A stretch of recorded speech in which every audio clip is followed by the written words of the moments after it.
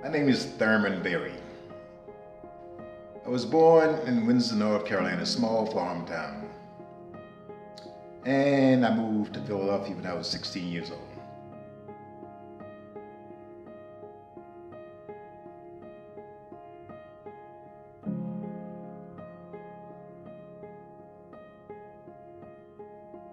My name is Tyrone Works. I was incarcerated at State Correctional Institution in Gradyford from 1975 to 2011.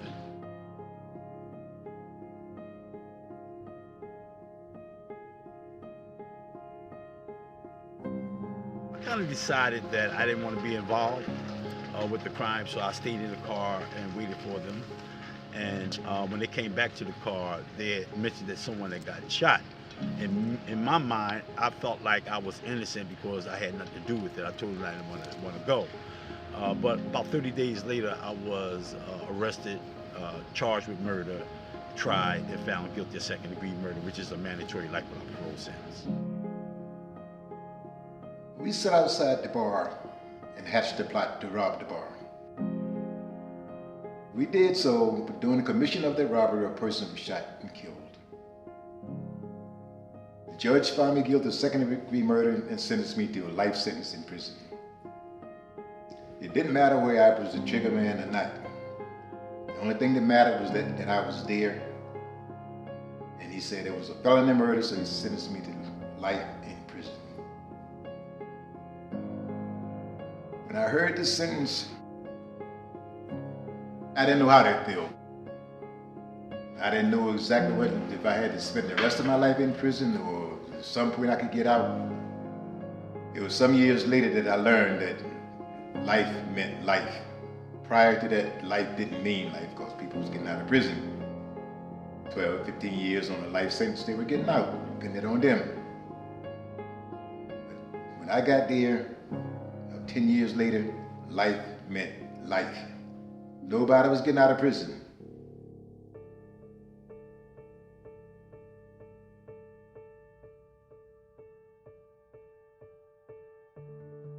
Although I was arrested in 1975, I actually went to Gradyford, got to Gradyford in June of 1976. And when I got up there, I was really angry, I was really bitter, I was resentful about the criminal justice system because in my mind I was thinking I was innocent. And so I was really, really angry that I was going to spend the rest of my life in prison. There was this guy that was a seminar leader, a seminar director, and he was leading this program, and it was an all-day event.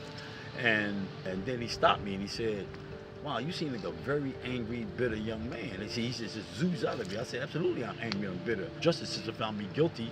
I said, when I didn't kill anybody.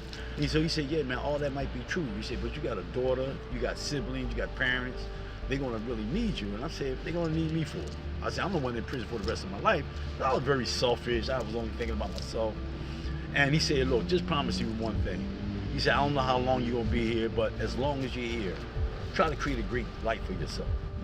I began to think about the conversation I had with this guy, and but that night my subconscious kind of pushed all this information to the front, where what actually happened was when the judge sentenced me to life without parole, there was all this weeping and boo-hooing and crying, and my mother fainted, and my sisters ran out the courtroom, and the victim's family was crying, and all that. And in that moment I had this powerful epiphany, and I realized that I had to take responsibility, not only for my life, but for the crime. I started this process early. I got locked up I was arrested in 1976. In 1987, I filed my first application for commutation.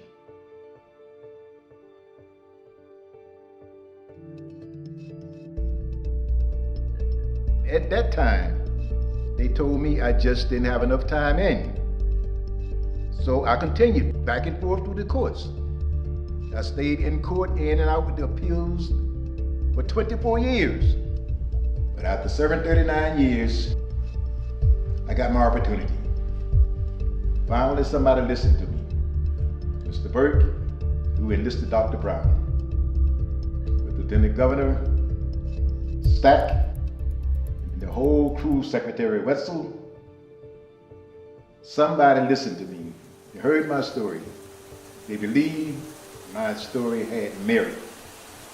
Therefore, they recommended me for clemency. commutation.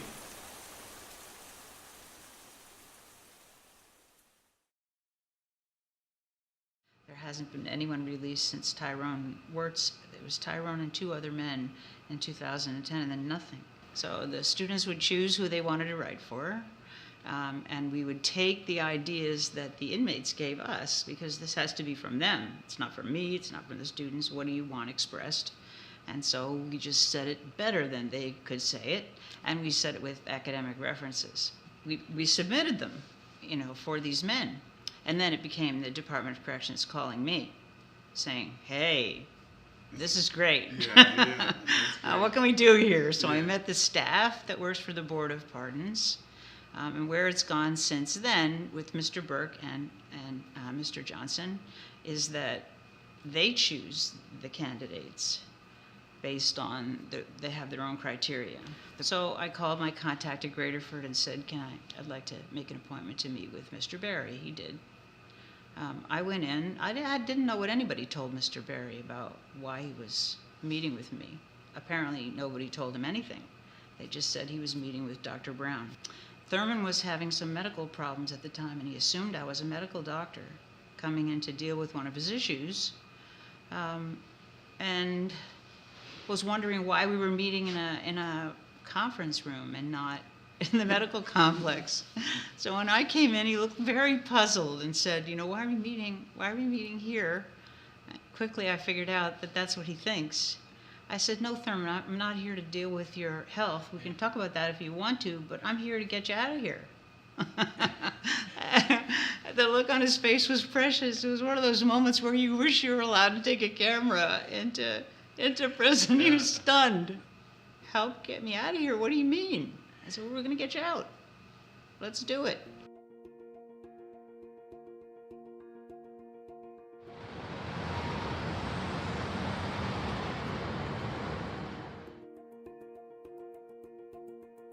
I heard about people whose lives have been ruined, or people who were trying to turn their lives around and couldn't get meaningful employment, couldn't get anyone to give them an opportunity because they had a criminal record, or they had been in prison and people weren't willing to give them a chance. So what happens is someone finishes their probation or they get released from incarceration and they have the highest ideals. They want to go and get a good job and go back and be a part of their community, be a big contributor.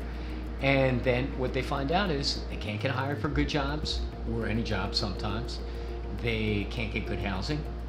They don't have the same opportunities as other people. If it's a really bad economy, then the person's going to be unemployed. And so that it leads you down a path where, as much as you try, the only way you can succeed economically is through crime.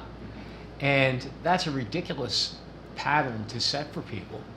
And until we give people a second chance to get their record cleaned up so that they can truly get involved and get a decent job that pays a good wage, support their family, and be a part of society, we're all going to fail, and we're going to have to waste billions of dollars. My exposure to the commutation process started when I was a unit manager. It's literally 160 hours of physical work to put the commutation package together. Interviews, getting all of the information from Tyrone, getting things in his own words, having the staffings. I don't want to put a person back into the community who's going to commit harm.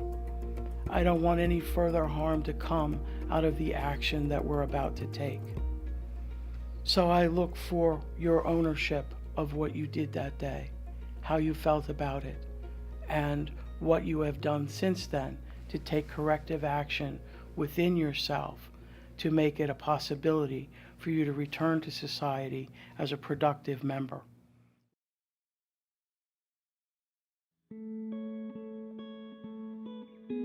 Department of Corrections has got to focus in right away on people who are really interested in changing their lives and receiving redemption. We've had 2 or 3 other applications.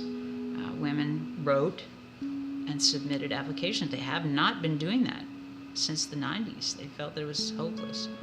And this project is giving people hope. That's an important thing. So I got in touch with myself a lot. With the self-introspection, my motivation, my focus, I knew what I had to do.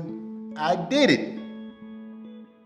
I've been home and I've really been enjoying my life. I recently got married and I'm settling down, and I just want to just enjoy life. And actually what I'm really working on right now as a personal thing is try to help other guys make the transition back into the, try to stay a positive force for the guys inside it, and give them some encouragement and some hope. My message to anybody who feels hopeless is that, you know, hope is an action, and sometimes you got to dare to hope.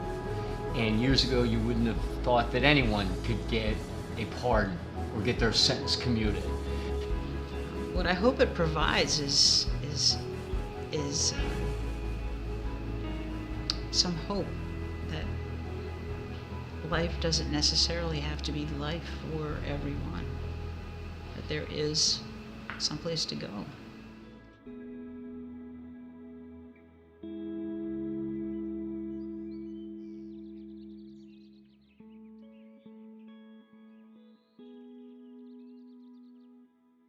Incarcerated applicants should contact the Department of Corrections Interagency Liaison, the Bureau of Treatment Services, at 717-728-0380.